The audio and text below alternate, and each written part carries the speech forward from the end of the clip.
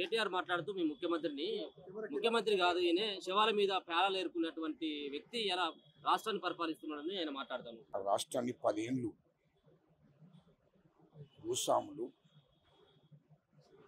భూస్వాములకు నాయకత్వం వహించినటువంటి దొంగలు కేసీఆర్, కేటీఆర్, హరీష్ రావు అనేటువంటి ఈ రాష్ట్రానికి దొంగలు. ఈ రాష్ట్రాన్ని మొత్తం దోషేసిన వాళ్ళు తెలంగాణ రాష్ట్రాన్ని నీళ్లు నిధులు అనే పేరు మీద మొత్తం నీళ్ల పేరు మీద నిధులు విడుదల చేసి నిధులను మొత్తం రాష్ట్రంలో సంపదను దోషించారు. నిరుద్యోగులకు ఉద్యోగం ఇవ్వలే, ఇంటికో ఉద్యోగం అని. ఇయల్లో దళితుడిని ముఖ్యమంత్రి చేస్తారని మోసం చేసింది కేసీఆర్, కేటీఆర్, హరీష్ రావు మీ కుటుంబం. తెలంగాణ ప్రజలను మోసం చేసింది మీరు. ఆనాడు చంద్రబాబు నాయుడు గారిని విమర్శించి చంద్రబాబు నాయుడు గారి మీద దుమ్మెత్తిపోసింది నువ్వు. మీరు మొత్తం దొంగలుగా తయారై ఆనాడు జగన్మోహన్ రెడ్డి గారితో చీకటి ఒప్పందాలు చేసుకున్నది ప్రగతి భవన్లో మీరు.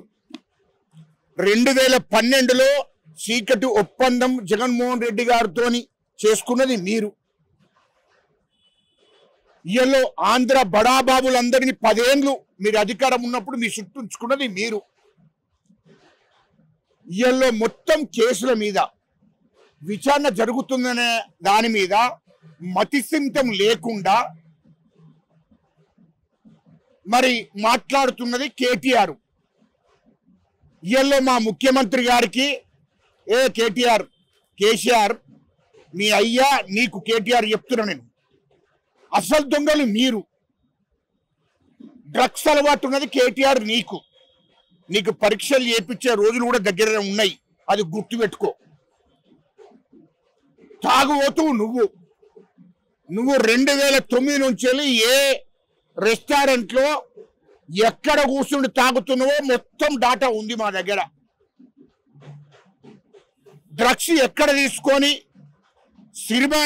సినిమా హీరోయిన్లతోని మొత్తం జలసాలు చేసిందంతా మొత్తం వీడియోలు ఉన్నాయి మా దగ్గర. నీకు డ్రగ్స్ అలవాటు ఉన్నది, గంజాయి అలవాటు ఉన్నది, తాగుడు అలవాటు ఉన్నది నీకు. ఇక నీ అయ్యకు కేసీఆర్కు దాదాపు 40 ఏళ్ళ నుంచి మీ అయ్యకు తాగుడు అలవాటు ఉన్నది. గుడుంబ కానుంచెలు మొదలుకుంటే, సారా కానుంచెలు మొదలుకుంటే, బెండర్స్పాడ్ కానుంచెలు మొదలుకుంటే, రాయల్ స్టాక్ నుంచి మొదలుకుంటే, మొత్తం ముఖ్యమంత్రి అయిన తర్వాత అప్పుడు అమెరికా నుంచి 50,000 మంది, ₹1,00,000 మంది తాగదాకా ఇవన్నీ అలవాట్లున్నది నీ అయ్యకు నీకు, కేసీఆర్కు నీకు. అరే దొంగ, మాట్లాడే ముందు ఆలోచించుకో. నీకు పిసలేసినట్టున్నది, మీకు జ్ఞానపిస వచ్చినట్టున్నది. నిన్ను ఫస్ట్ ఎర్రగడ్డకు చూపించాలి.